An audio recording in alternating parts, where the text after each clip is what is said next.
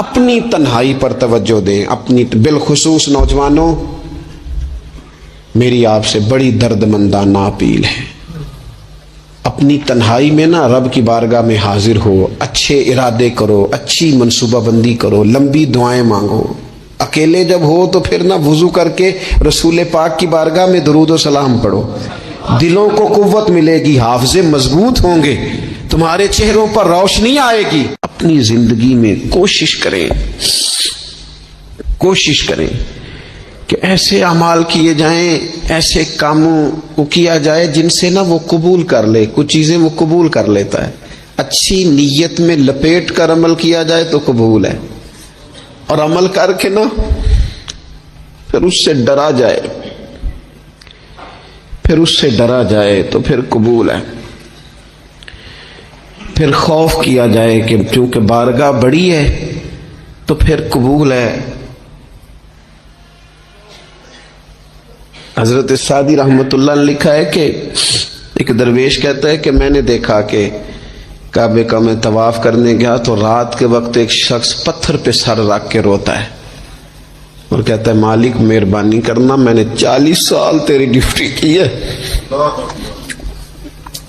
میری کوئی 2-4 دن کی قبول کر لینا، میں نے 40 سال تیری نوکری کی، قبول فرما لینا، قیامت میں رسوا نہ کرنا۔ وہ شخص کہتے، بزرگ کہتے میں سمجھا آپ کو بڑا گناہگار ہے، تو میں جا کے اسے تسلی دیتا ہوں، میں کہتا ہوں کوئی نہیں فکر نہ کر، اللہ بڑا کریم ہے، کوئی بڑا گناہگار ہے، رو رہا ہے۔ کہتے ہیں جب میں قریب گیا اور میرے قدموں کی آہٹ اس بزرگ کے کانوں تک گئی اور انہوں نے سر اٹھایا تو میں تو تڑپ گیا۔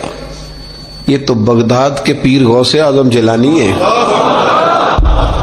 اب دیکھو نا، راتی ساری کر زاری نیند اکھاں تھی توندے تے فجرے اوہی گناہگار کہاون سب تو نیویں ہوندے۔ کہ میں نے 40 سال کی ہے تیری ڈیوٹی، تیرے دین کی نوکری، کو 2-4 دن کی، چل زیادہ نہیں، تو اسے قبول کر لینا تاکہ بات بن جائے۔ قبولیت کا خوف، قبولیت ہو جائے تو اچھی نیتیں، اچھے ارادوں کے ساتھ نیک اعمال، اور کچھ چیزوں سے بچا جائے تاکہ نیکیاں ضائع نہ ہو جائیں، بچا جائے۔ ایک تو اگر زبان بے قابو ہو نا، لفظ اگر آوارہ ہو، جملے اپنی مرضی کے نکلیں تو پھر نیکیاں ضائع ہو جاتی۔ اگر بہت بولنے کی عادت ہو اور جو مرضی کہہ دینے کی عادت ہو اور اپنے غصے پر کنٹرول کا مزاج نہ ہو تو پھر نیکیاں برباد ہو جاتی۔ کچھ لوگ ایسے ہوتے ہیں جو بڑے بہترین کام والے ہوتے ہیں لیکن ان کی زبان سے ڈر آتا ہے، ان کے جملوں سے خوف آتا ہے، ان سے محبت کا رشتہ ہوتا ہے، تعلق ہوتا ہے، لیکن ان کے ساتھ گزارا نہیں ہوتا، اس لیے کہ وہ نیک بھی ہیں، نمازی بھی ہیں، حاجی بھی ہیں، پرہیزگار بھی ہیں، لیکن زبان سے تیر برساتے، ان کے جملے نہیں ہوتے، ان کے نشتر ہوتے ہیں جو دلوں کو گھائل کرتے۔ ایسا آدمی اپنی نیکیاں ضائع کر بیٹھتا ہے۔ بڑے بڑے جملے بولنا، مسلم شریف میں موجود ہے، نبی اکرم صلی اللہ تعالی علیہ وسلم نے فرمایا ایک شخص نے قسم اٹھا کے کہا تھا اللہ فلانے کو معاف نہیں کرے گا، تو فرماتے ہیں رب کریم نے فرمایا یہ کون ہے جو میرے اوپر قسمیں اٹھاتا ہے، اسے جا کے کہہ دو۔ وہ بظاہر جسے گناہگار سمجھ کے تو نے کہا تھا نا اللہ اسے معاف نہیں کرے گا، جا اسے کہہ دو میں نے اسے معاف کر دیا ہے۔ اور یہ جو تو حاجی نمازی نیک پرہیزگار بنا پھرتا تھا اور قسمیں اٹھاتا تھا رب فلانے کو معاف نہیں کرے گا، اسے کہو تیرے سارے عمل برباد کر دیے، نئے سرے سے عمل کرنا شروع کر، تیری ساری پچھلی نیکیاں ضائع کر دی۔ تو کون ہوتا ہے قسمیں اٹھا کے کہنے والا، زبان کو کنٹرول نہ رکھنے والا میرے بندوں کے بارے میں؟ اور ٹھیک ہے آپ داڑھی والے ہیں، ٹھیک ہے آپ پگڑی والے ہیں، ٹھیک ہے آپ مسواک کرتے ہیں، ٹھیک ہے آپ نماز پڑھتے ہیں، لیکن علم پڑھے دا مان نہ کریے مت آکھی میں پڑھیا، او تے جبار کہار کہاوے متے روڑ دیوی دودھ کڑیا۔ آپ نیک ہیں تو اس کا مطلب ہے آپ کو جس کو مرضی گناہگاری کا آپ سرٹیفکیٹ جاری کرتے پھریں گے؟ آپ نمازی ہیں تو آپ باہر نکل کے جنت کی ٹکٹیں بانٹیں گے؟ آپ سخی ہیں تو آپ کہتے پھریں گے فلانا دیتا کچھ نہیں، فلانا بانٹتا کچھ نہیں؟ کس نے اختیار دیا؟ اللہ کے بندوں پر جرت کا اختیار کس نے دیا؟ وہ جی فلانا اگر بخشا گیا تو میں بھی بخشا جاؤں گا، یہ بات کرنے کی اجازت کس نے دی؟ فلاں قوم اگر جنت میں چلی گئی تو پھر ہم نہیں روکے جائیں گے؟ اتنی بڑی جرت، اتنی بڑی بات! تو کون ہوتا ہے رب کی جنت اور کے بارے میں فیصلے کرنے والا؟ ایک ذات ہے جو کسی کے لیے جنت کا فیصلہ کرتی ہے اور کسی کو دوزخ کی سزا سناتی ہے، وہ مدینے والے رسول کی ذات ہے۔ باقی کسی کو یہ حق حاصل نہیں ہے کہ وہ کسی کے بارے میں یہ فیصلہ کرے کہ اللہ اسے معاف نہیں کرے گا۔ تو کون ہوتا ہے؟ تیری حیثیت کیا ہے؟ وہ پیر ہو، وہ مولوی ہو، وہ مفتی ہو، وہ کوئی بھی ہو، رب سب پر کرم فرمانے والا ہے۔ کسی کو اجازت نہیں کسی کے بارے میں یہ ڈگری جاری کرنے کی، کسی کو اجازت نہیں۔ لہذا یہ کمزور باتیں کرنا، یہ کچی باتیں کرنا اور جناب نیکی کر کے تو پھر بڑے بڑے بول بولنا، کس نے اجازت دی؟ میں ممبر پہ بیٹھا ہوں اور مجھے سالوں بیت گئے تبلیغ کا کام کرتے، میں ایسے لوگوں کو جانتا ہوں جن کا بالکل نام نہیں آتا لیکن انہوں نے اپنی زندگی میں کروڑوں روپے راہ خدا میں خرچ کیے، ان کا کہیں ذکر نہیں، کہیں انہوں نے تذکرہ نہیں کیا، لیکن وہ ہر روز رات کو اٹھ کے تہجد پڑھتے۔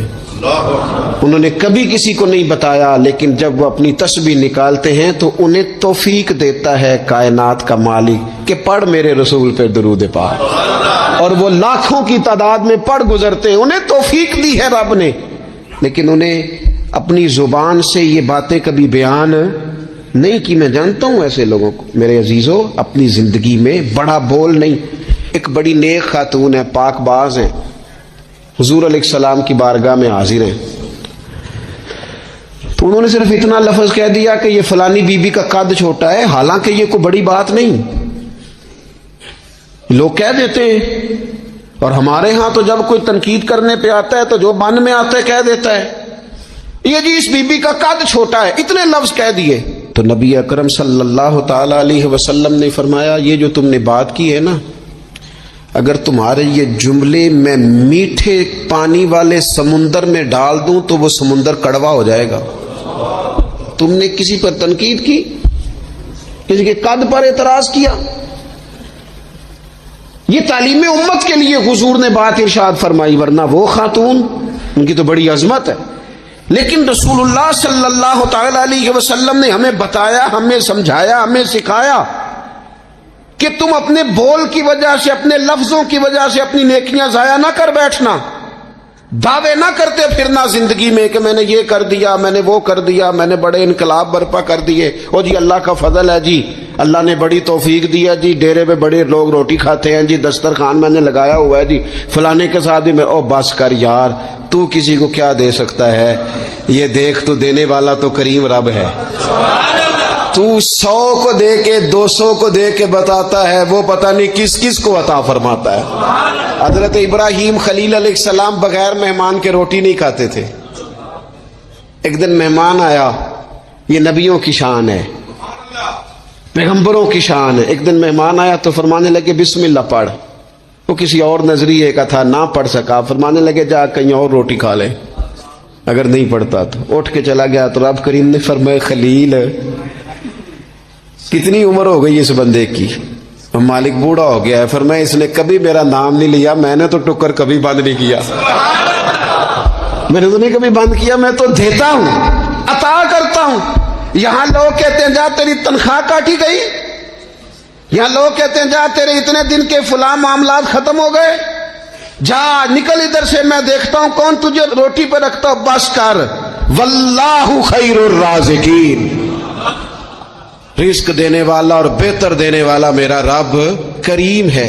اس لیے بڑے جملے نہیں، میرے نبی اکرم صلی اللہ تعالی علیہ وسلم نے فرمایا بے شک بڑے بول اور بری عادتیں تمہارے نیک اعمال کو اس طرح بگاڑ دیتی ہیں جس طرح سرکہ شہد کو بگاڑ دیتا ہے۔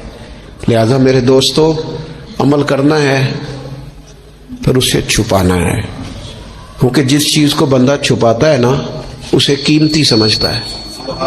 میرا دل کرتا ہے میں یہ بات روز کروں، مجھے پیاری بڑی لگتی ہے، روز کروں یہ بات۔ پاک رسول کی پاک اولاد، عزت والے نبی کا عزت والا گھرانہ، امام زین العابدین، اتنے اتنے موٹے موٹے پشت پر نشان تھے، موٹے موٹے۔ غسل دیا جا رہا تھا تو ساری کمر موٹے موٹے داغ۔ آج کل پیر کا چہرہ بھی نورانی ہونا بڑا ضروری ہے نا، نورانی ہونا۔ او حضرت بلال بھی بڑے پیر ہیں، اگرچہ حبشی النسل ہیں پر بڑے پیر ہیں۔ لہذا یہ کچھ چیزیں ایسی ہیں جو لوگوں نے اپنی مرضی سے طے کر لی ہیں۔ اس میں شک نہیں کہ حضور نے فرمایا ہے کہ جسے دیکھ کے رب یاد آئے وہ اللہ کا ولی ہے، لیکن صرف گورے رنگ دیکھ کے رب یاد نہیں آتا، رنگ سانولا بھی ہو پر رب کے انوار برس رہے ہوں تو رب یاد آ ہی جاتا ہے۔ اور میرے دوست یہ ذرا بات کو سمجھنا اور اسے یاد رکھنا، اتنے اتنے موٹے پشت پر نشان، غسل دیا جا رہا ہے۔ تو لوگوں نے بیٹے سے پوچھا یہ حضرت صاحب کو کیا ہے؟ تو والد وہاں آرام فرمائے ہیں جہاں غسل دیا جا رہا ہے۔ تو امام باقر رو پڑے، کہنے لگے میرے ابا جی نا اپنی پشت پر تھیلے رکھ کے نا اناج کے، کس کی بات کر رہا ہوں؟ حسین ابن علی کے بیٹے، کربلا میں بچنے والے میرے امام کے ایک صاحبزادے، پشت پر بوریاں رکھ کے غریبوں کے گھروں میں پہنچا کے آتے۔ وہ صاحبزادہ صاحب آپ کہاں ہوتے تھے؟ فرماتے میں کہتا تھا میں نہ دے آؤں۔ فرماتے تھے نہیں، اگر تو دینے جائے گا اس غریب کا مجھے نام بھی بتانا پڑے گا جس کو میں لنگر دیتا ہوں۔ یہ میرا اور میرے رب کا راز ہے، میں اس ماڑے بندے کو رسوا کر دوں جس کی صرف بیٹیاں ہی بیٹیاں، اسے رسوا کر دوں جو بیچارہ۔ فرمایا وہ مجھے بتاتے نہیں تھے، بڑھاپے تک پشت پر بوجھ رکھ کے انہوں نے نبی پاک کی امت کے گھروں تک پہنچایا ہے۔ میرے اسا فرمایا کرتے تھے کسی کی بیٹی کی شادی کرانی ہے پھر خود نہیں شادی پہ جانا۔ حضور کیوں؟ فرمانے لگے بچی کا باپ تو موسم کے پیچھے ہی بھاگتا رہے گا، خود نہ جانا، بس ٹھیک ہے پیچھے پیچھے رہنا، سامنے نہ آنا، پیچھے۔ میرے دوست کبھی بھی کوئی بڑا بول نہیں، اس سے نیکیاں۔ اور پھر ایک اور بات، دل اگر صاف نہ ہو تو بھی مالک نیکیاں قبول نہیں کرتا۔ پاک ہوئے تے پاک ہی ملدا ہی، تے بنا پاکوں پاک نہیں ملدا۔ اے سارے وجود دے تون دے نالوں اکو تولا ہے ٹکڑا دل دا۔ یہ جو پاکیزگی ہے نا دل کی، یہ نہ ہو تب بھی نیک اعمال اس کی بارگاہ میں قبول نہیں ہوتے۔ نیک اعمال کی قبولیت کے لیے دل کا صاف ہونا، کشادہ ہونا، کھلا ہونا یہ بھی ضروری ہے۔ دل میں بوجھ ہو، عداوت ہو، حسد ہو، لوگوں کے لیے کینہ بھرا ہوا ہو اور اعمال قبول ہو جائیں نہ۔ اس کریم کے کچھ فیصلے ہیں، وہ اعمال کی قبولیت کے آداب بتاتا ہے۔ وہ کہتے ہیں میری مرضی سے کرو گے تو میں قبول کروں گا۔ حدیث پاک آپ کو صحیح مسلم میں ملے گی۔ نبی پاک صلی اللہ تعالی علیہ وسلم فرماتے سوموار اور جمعرات والے دن لوگوں کے اعمال اللہ کی بارگاہ میں پیش کیے جاتے۔ دو مسلمانوں کے دو بھائیوں کے اعمال رب کی بارگاہ میں پیش کیے جاتے ہیں۔ اعمال ہیں، نیک اعمال ہے، نیکی ہے، نماز ہے، روزہ ہے، حج ہے، زکوٰۃ ہے، صدقات ہے۔ وہ نیک اعمال اللہ کی بارگاہ میں جمعرات اور پیر کو پیش کیے جاتے ہیں۔ رب کریم فرماتے ٹھہر جو ذرا ان کے اعمال کو روک دو۔ یا اللہ کیوں؟ فرمائے اس لیے کہ ان کے آپس میں نا دلوں میں نفرت ہے، گھٹن ہے، عداوت ہے، ان کو ذرا مہلت دو، یہ پہلے صلح کر لیں پھر ان کے اعمال بھی قبول کر لیں گے۔ کہ نہ عداوتیں پالی ہوئی ہیں، اپنے دلوں کے اندر گھٹن پیدا کی ہوئی، اختلاف کہاں نہیں ہوتا، لیکن نفرتیں پیدا کر لینا۔ کیا جرم کیا ہے بھائی نے؟ کون سا کفر کر بیٹھے ہیں رشتہ دار؟ کون سی ایسی بات نکل گئی ہے جو زندگی کے ناطے توڑ کے بیٹھ گئے ہم؟ رب کہتا ہے نہیں قبول ہوں گے ابھی اس کے اعمال، روک دو جب تک یہ آپس میں صلح نہ کر لے۔ مسجد میں بھی پابندی سے آؤ، فجر کی جماعت بھی نہیں چھوٹنی چاہیے، جمعے والے دن بھی وقت پہ آؤ، لیکن اگر قبولیت کرانی ہے تو 20 منٹ نکال کے نہ اسے رشتہ دار کے گھر بھی چلے جاؤ جس سے ناراضگی چل رہی ہے۔ تھوڑا سا نا ادھر بھی ایک چکر لگاؤ، اس لیے کہ وہ کہتے ہیں قبول ہی تب کرنا ہے، پہلے یہ والا کام کر، لیکن اندر عداوت سے بھرا ہوا ہو، سینہ بغض سے بھرا ہوا ہو، تو پھر اس کی روشنی میں جو اعمال کیے جائیں وہ قبول نہیں ہوتے۔ قرآن مجید فرقان حمید نے ایک اور وجہ بھی بیان کی ہے، فرمایا نہیں قبول کریں گے۔ امام شافعی سے ایک بندے نے کہا میرا دل کرتا ہے میں کچھ لوگوں پر خرچ کروں پر مجھے کوئی مستحق بندہ نہیں ملتا، تو امام صاحب ہنس پڑے، کہنے لگا جی آپ ہنسے کیوں؟ فرمانے لگے تو جو کچھ اللہ نے تجھے دیا ہے تو اس کا مستحق تھا، تو حقدار تھا، جب رب نے تجھے بغیر حساب دیا ہے تو اللہ کے بندوں کو ٹٹولتا پھرتا ہے، تو کہتا میں پتہ کروں یہ حقدار ہے کہ نہیں، اور تو اس کے رستے میں بے حساب دے، رب بھی تجھے بے حساب ہی عطا فرمائے گا، تو ڈھونڈتا ٹٹولتا پھرتا ہے۔ قرآن مجید نے کہا بڑے بڑے صدقے دینے والوں، خیرات کرنے والوں، اللہ کے رستے میں خرچ کرنے والوں، ایک بات کا خیال رکھنا، تم نے دیا بندے کو ہے پر دیا ہے اللہ کی راہ میں، اللہ کی رضا کے لیے۔ یا ایھا الذین آمنوا لا تبطلوا صدقاتکم بالمن والاذی، اے ایمان والو اپنے صدقے ضائع نہ کر لینا، اور یہ قرآن مجید کے لفظ ہیں، کس طرح؟ بالمن والاذی، فرمایا احسان جتلا کر اور تکلیف دے کر، اپنے صدقات ضائع نہ کر لینا، اپنی زکوٰۃ ضائع نہ کر لینا، اپنے فطرانے ضائع نہ کر لینا، بالمن والاذی۔ یہ جو دو جملے ہیں قرآن مجید کے، یہ اس عنوان پر حرف آخر ہیں، جب بندہ کسی کو احسان جتلا دیتا ہے تو تکلیف خود بخود ہو جاتی ہے۔ بالمن والاذی، تم نہ احسان جتلا کر، والاذی اور تکلیف دے کر اپنے صدقات کو ضائع نہ کر لینا، احسان نہ جتلانا۔ تمہارے صدر الشریعہ بدرو طریقہ مولانا امجد علی صاحب اعظمی رحمۃ اللہ نے لکھا ہے، اگر تمہارے بھائی علیحدہ ہے اور وہ کمزور ہو گیا، اسے زکوٰۃ لگتی ہے، بہن غریب نہیں ہے، ماڑی ہے، اسے زکوٰۃ لگتی ہے، ماموں میں، چاچوؤں میں، ادھر ادھر، اگر کوئی غریب ہے قریبیوں میں اور مستحق ہے زکوٰۃ کا، تو فرماتے ہیں اسے بتاؤ نہ کہ میں تمہیں زکوٰۃ دے رہا ہوں، اس کے گھر جاؤ، اسے کہنا یہ میری طرف سے بچوں کے کپڑے لے لینا، اسے کہنا یہ پیسے میری طرف سے بچوں کی عیدی ہے، مٹھائی کا کہہ کے دے آؤ، اسے بتانا نہ، کیوں کہ اسے تکلیف ہوگی۔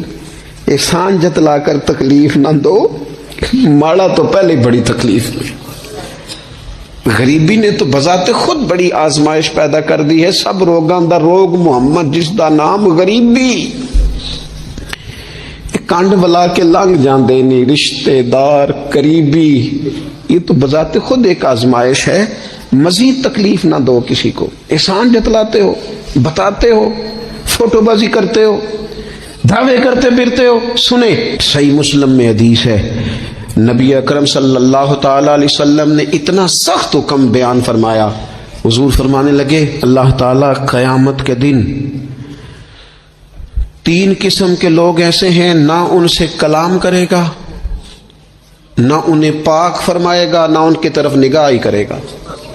یا رسول اللہ صلی اللہ تعالی وسلم جلدی بتائیے یہ کون ہے؟ تو حضور فرمانے لگے ایک وہ شخص جو تکبر کے طور پر، دل میں تکبر ہو، تکبر کے طور پر اپنی تہمت کو یا اپنی شلوار کو ٹخنوں سے نیچے لٹکائے کہ پتہ چلے میرے پاس بڑا کپڑا ہے، تکبر کے طور پر۔ اور دوسرا حضور علیہ الصلوۃ والسلام نے فرمایا جھوٹی قسمیں کھانے والا بندہ۔ اور تیسرا حضور فرماتے ہیں جو احسان جتلاتا ہے نا، نہ رب کریم اس کی طرف نگاہ کرم کرے گا، نہ اسے پاک کرے گا، نہ قیامت کے دن اس سے کبھی کلام فرمائے گا، ایسے لوگوں کی نیکیاں اللہ قبول نہیں فرماتا۔ اور ایک حدیث پاک اور سنیے، صحیح بخاری میں موجود ہے، اللہ کے پیارے رسول صلی اللہ تعالی علیہ وسلم، یہ اگر ناراض نہ ہو تو نوجوان ذرا غور کریں میری بات پر، میں ظاہر ہے معاشرے کا حصہ ہوں، اس سوسائٹی میں رہتا ہوں، کچھ چیزوں کو میں قریب سے جانتا ہوں۔ پتہ ہے بندہ نیک کون ہوتا ہے؟ جس کی تنہائی نیک ہوتی ہے، جو اکیلے میں نیک ہوتا ہے، تنہائی جس کی پاک صاف ہوتی ہے، اصل میں وہ بندہ نیک ہوتا ہے۔ ہمارے ہاں نا بالخصوص نوجوان نسل سے کہوں گا، تمہارے پاس سہولت آئی ہے موبائل کی، تمہارے پاس سہولت آئی ہے انٹرنیٹ کی، لیکن دیکھنا اس کی وجہ سے کہیں تمہاری تنہائی ناپاک نہ ہو جائے، دیکھنا اس کی وجہ سے کہیں تمہارا وہ اکیلے میں جو تمہارا رب رسول سے رشتہ جڑنا چاہیے تھا، سجدے کا نور ہونا چاہیے تھا، اچھی منصوبہ بندی کرنی چاہیے تھی، وہ میلا کچیلا نہ ہو جائے۔ تنہائی جس بندے کی پاک ہوتی ہے وہ نیک ہوتا ہے۔ محفل میں تو ساری اچھی اچھی باتیں کرتے ہیں، محفل میں تو سارے لوگ ہی نیک ہوتے ہیں۔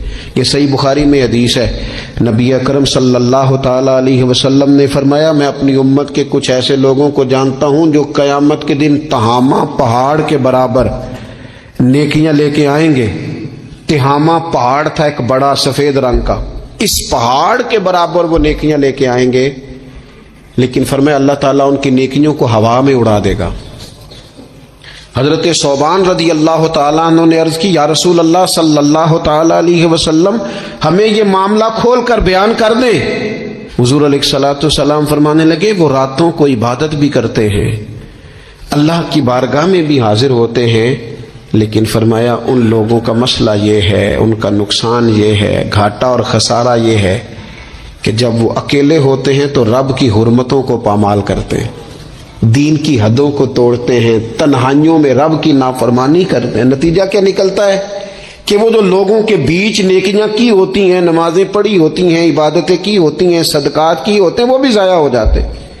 اگر یہ لوگ اپنی تنہائی پاک کر لیں تو ان کی باقی ساری عبادتیں بھی محفوظ ہو جائیں گی۔ اپنی تنہائی پر توجہ دیں، اپنی بالخصوص نوجوانوں، میری آپ سے بڑی درد مندانہ اپیل ہے، اپنی تنہائی میں نا رب کی بارگاہ میں حاضر ہو، اچھے ارادے کرو، اچھی منصوبہ بندی کرو، لمبی دعائیں مانگو۔ اکیلے جب ہو تو پھر نہ وضو کر کے رسول پاک کی بارگاہ میں درود و سلام پڑھو، دلوں کو قوت ملے گی، حافظے مضبوط ہوں گے، تمہارے چہروں پر روشنی آئے گی۔ حضور علیہ السلام نے فرمایا شراب جو ہے نا یہ ناپاکی کی جڑ ہے، فرمایا جس نے شراب کو پیا 40 دن تک اللہ اس کی عبادت قبول نہیں فرمائے گا۔ اور حضور علیہ الصلوۃ والسلام فرماتے ہیں اگر کوئی اس حال میں مرا کہ اس کے پیٹ میں شراب تھی تو وہ جاہلیت کی موت مرا ہے۔ جس طرح جاہلیت میں لوگ مرتے تھے، مجھے بتائیے ایک دفعہ پیے تو 40 دن تک نماز قبول نہیں ہوتی، تو جو عادی ہو خدا را اپنے بچوں کی نگرانی کرے، اپنے دائیں بائیں غور کرے، یہ بہت بڑی مصیبت ہے۔ حضرت مولا علی شیر خدا فرمایا کرتے تھے دریا میں اگر شراب کا قطرہ گرے اور پھر وہ دریا خشک ہو جائے اور پھر نیچے سے گھاس اگائے اور پھر میرا گھوڑا اگر وہ گھاس کھا لے تو میں اس گھوڑے پر سواری بھی نہیں کروں گا۔ اتنی زیادہ یہ ناپاک ہے، پلید ہے کہ میں اس گھوڑے پر نہیں بیٹھوں گا۔ اس سے احتیاط کی جائے۔ اور پھر میرے نبی اکرم صلی اللہ تعالی علیہ وسلم نے فرمایا 3 طرح کے لوگ ایسے ہیں کہ ان کی نمازیں ان کے کانوں سے اوپر نہیں جاتی، اللہ تعالیٰ کی بارگاہ تک عرش تک پہنچنا تو دور کی بات، کانوں سے اوپر نہیں جاتی۔ 3 قسم کے لوگ ہیں۔ ایک تو حضور فرماتے ہیں بھاگ جانے والا غلام، اس دور میں لوگ غلام خریدتے تھے، جو بھاگ گیا اس کی نماز کانوں سے اوپر تک نہیں جاتی۔ اور ایک حضور فرماتے ہیں ایسی عورت جو اس حال میں رات گزارے کہ اس کا خاوند اس سے ناراض تھا، تو اٹھ کے تہجد پڑھے یا عبادت کرے یا صلاۃ اللیل کرے، اس کی نماز اس کے کانوں سے اوپر نہیں جاتی۔ اور حضور علیہ السلام فرماتے ہیں ایسا امام کہ جو زبردستی امامت کرائے اور لوگ ان کی امامت کو پسند نہ کرے، ایسے شخص کی نماز بھی اس کے کانوں سے اوپر نہیں جاتی۔ اپنے اعمال صالحہ کو سنبھالیں، کوشش کریں ایسا کوئی کام نہ ہو جس سے ہمارے اعمال مقبولیت سے باہر نکلے۔ اب انسان بہت زیادہ عاجزی کرتا ہے نا، بہت زیادہ عاجزی، تو پھر بھی اللہ مان جاتا ہے۔ جب وہ اس کے حضور بہت عجز کا اظہار کرتا ہے، بہت زیادہ عجز کا اظہار کرتا ہے، وہ ڈر جاتا ہے اس سے۔ وَلِمَنْ خَافَ مَقَامَ رَبِّهِ جَنَّتَانِ، فرمایا جو میرے سامنے کھڑے ہونے سے ڈرے گا میں اسے 2 جنتیں عطا کروں گا۔ حضرت بابا فرید الدین مسعود گنج شکر بابا صاحب رحمت اللہ علیہ فرماتے ہیں کہ ایک نیک نوجوان تھا، دن کو روزہ رکھتا، رات کو نماز پڑھتا، پر اللہ سے ڈرتا پھر بھی بہت ہی زیادہ تھا، بڑا ہی ڈرتا تھا۔ موت کا وقت آیا تو ماں ہی تھی بس اس کی، تو ماں سے کہنے لگا اماں تو میری ماں ہے، میرے ساتھ 3 وعدے تو کر۔ اس نے کہا پتر تو بتا، آخری ہجکی لے رہا ہے اور اس غریبنی ماں سے تو وعدہ لے رہا ہے، بتا کیا وعدہ ہے؟ تو عرض کرنے لگا اماں جب میں مر جاؤں نا تو میرے گلے میں رسی ڈال کے تو مجھے گھمانا گھر کے صحن میں، اور لوگوں کو کہنا جو رب کی نافرمانی کرے اس کا یہی حال ہوتا ہے۔ یہ اعلان کرنا جو اللہ کے نافرمان ہوں ان کا یہی اشر کیا جانا چاہیے۔ اور اماں پھر دوسرا وعدہ کر، میرا رات کو جنازہ اٹھایا جائے، میں نہیں چاہتا کہ کسی کے منہ سے یہ لفظ نکل جائیں کہ وہ دیکھو اللہ کا نافرمان جا رہا ہے، رات کو میرا جنازہ اٹھانا۔ اور اماں تیسرا میرے ساتھ وعدہ کر کہ لوگ مجھے دفن کر کے آ جائیں گے تو میری قبر پہ چلی جائے گی، عمل میرے پاس کوئی نہیں، پر مجھے لگتا ہے ماں کے قدموں کی برکت سے عرش کا مالک بھی رحم فرمائے گا۔ اماں تو وعدہ کر کہ میرے ساتھ وعدہ کر۔ بابا صاحب رحمت اللہ علیہ فرمانے لگے کہ ماں بوڑھی ماں نے وعدہ کر لیا، کہا بیٹے ٹھیک ہے اگر تیری یہی ضد ہے تو میں تیار ہوں۔ پھر اس نے کلمہ شہادت پڑھا، اس نوجوان کی روح پرواز کر گئی، بوڑھی ماں نے رسی منگائی تو ولی من خاف مقام ربہ جنتان، جو ڈر جائے، اس نے تو کہا تھا نا کہ رسی ڈال کے گھمانا اور کہنا یہ اللہ کا نافرمان ہے، اس کا یہی اشر ہونا چاہیے تھا، لیکن جب ماں گلے میں رسی ڈالنے لگی تو گھر کے ہر کونے سے آواز آنے لگی خبردار یہ رب کا دوست ہے، اللہ کے دوستوں کے ساتھ اس طرح کا معاملہ نہ کیا جائے، اسے چھوڑ دیا جائے۔ اور کہا تمہیں کچھ بھی اور کرنے کی ضرورت نہیں ہے، یہ تو رب کا دوست ہے اور رب کی بارگاہ میں حاضر ہو گیا۔ کچھ کوئی بندہ کہے گا کہ یہ تو ایک بابا فرید کا سنایا ہوا واقعہ ہے، سنیے بخاری میں حدیث ہے، نبی پاک صلی اللہ علیہ وسلم نے فرمایا، حضرت ابو ہریرہ رضی اللہ تعالیٰ عنہ راوی ہیں، حضور فرماتے ایک شخص مرنے لگا تو اپنے بچوں سے کہنے لگا کہ میں جب مر جاؤں تو مجھے جلا دینا، اور پھر میرے جلے ہوئے وجود کو پیس دینا، پھر مجھے ہوا میں اڑا دینا، پتر مجھے اڑا دینا، مجھے بڑا ڈر لگتا ہے، اگر رب نے مجھ سے حساب پوچھا تو میں قابل نہیں ہوں، اڑا دینا مجھے ہواؤں میں، اگر اس نے مجھ سے عذاب لیا تو حساب لیا تو بڑا سخت حساب لے گا۔ حضور فرماتے ہیں بخاری میں موجود ہے، اس کے بچوں نے اسی طرح کیا، اس کے مرنے کے بعد اسے جلایا، ہوا میں اڑا دیا۔ اللہ کے محبوب فرماتے ہیں رب کریم نے حکم دیا زمین کو کہ اس کے ذرات کو جمع کرو، زمین نے ذرے جمع کیے، خدا نے حکم دیا تو اس کا وجود پھر سے اسی شکل میں آیا، تو رب کریم نے فرمایا یہ جو تو نے وصیت کی تو کیوں کی؟ اللہ جانتا ہے کہ نہیں جانتا؟ یہ کی تو کیوں کی؟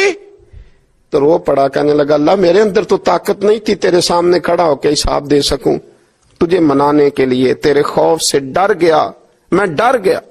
اگرچہ ہمارے بزرگوں نے لکھا ہے کہ آج یہ وصیت کرنا اس رنگ میں یہ طرز اختیار کرنا درست نہیں، لیکن آپ غور فرمائیے کہ نبی پاک علیہ السلام فرماتے ہیں جب اس نے کہا نا اللہ تجھ سے ڈر کے یہ کیا، تو رب کریم نے فرمایا جا پھر میں نے تیری مغفرت کر دی، کیونکہ اللہ کو پتا تھا یہ دل سے بات کر رہا ہے۔